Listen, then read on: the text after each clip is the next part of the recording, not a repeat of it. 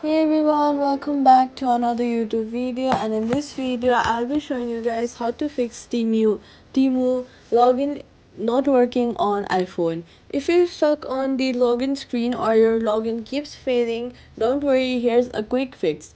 Step number 1, first of all, what you're gonna do is close the Temu app completely and then swipe up.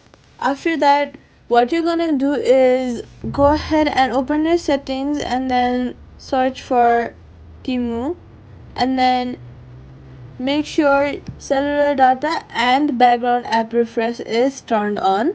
Next, clear any glitches by restarting your phone. Hold the power and volume buttons, then slide power off, wait for 10 seconds, and then turn your phone back off on.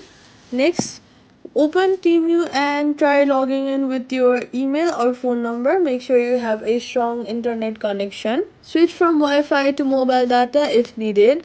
Privacy tip: never share your login code or password with anyone.